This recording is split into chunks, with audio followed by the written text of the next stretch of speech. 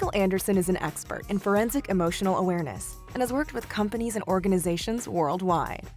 His job has been to reveal lies and deceptions in negotiations and interviews, and train negotiators, interviewers, and managers in the skill of listening beyond the words. Forensic emotional awareness is it's a trade like any other trade. We learn to look at the verbal skills, and we look at what is the answers and what is the concerns beneath what is being answered.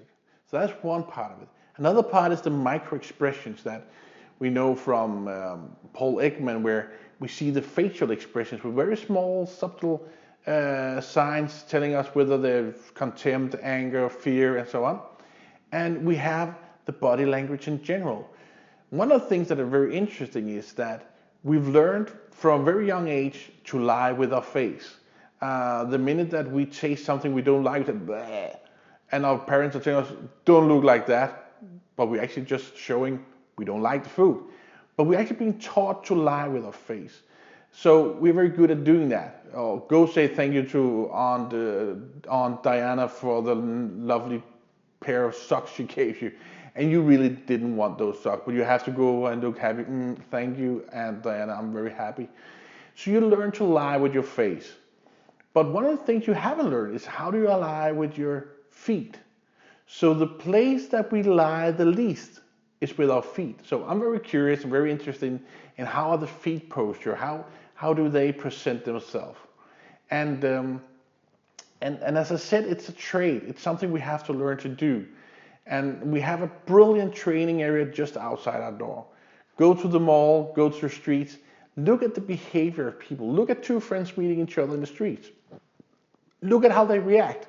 Look at how they meet each other. Or look at two who are just acquainted and they meet each other in the streets. Look at, that would be one person who shows more enthusiasm about meeting the other, and the other might be a bit reluctant, a bit, I really don't have time to talk to you, but he's not saying that, but he's showing it with his body language. This is very interesting to watch. Go to a store and look at women buying clothes.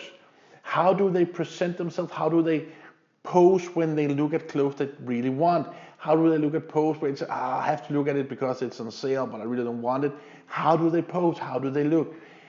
Even more interesting, look at their husbands.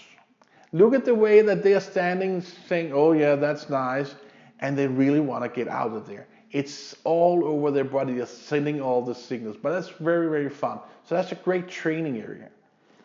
So what we can use it for is in negotiations. So when we're sitting in negotiations and we're looking at a contract, for example, and we're going over each part of the contract step by step, we can see what is going on in the head of the other part and the counterpart. So if there's areas where he knows that he's going to the edge, it's probably too much, we will see that he's trying to cover himself, avoid talking too much about it, try to take control and move us fast through it. And these are things where we should start being curious. Why is there change in behavior? What is he hiding? What doesn't he want? What is it he doesn't want to talk about? So that's a great area to do it. But also in the job interviews, do we know what the applicant is actually saying to us? Or has he just rehearsed from home before he came in and he knows what to say when we ask him, so what is your strengths? What is your weaknesses? How is your self-image? What do you see yourself as being a good part of you, being an employee here, and blah, blah, blah. But what is he actually saying? If we're listening to what he's saying, and we're listening to what we can call the prompt verbal responses, we can actually look at what is beneath that. What is his primary concern in when he's talking? And again, we can see it in the security guards, the custom services, looking at people, just monitoring them going by, and the minute that they see a change in the baseline behavior, they will react to it. So all of this forensic emotional awareness, body language, kinetic job interviewing, kinetic interview technique, and so on, is very valuable, and it's something that is worth learning, and it can benefit many companies, every company actually.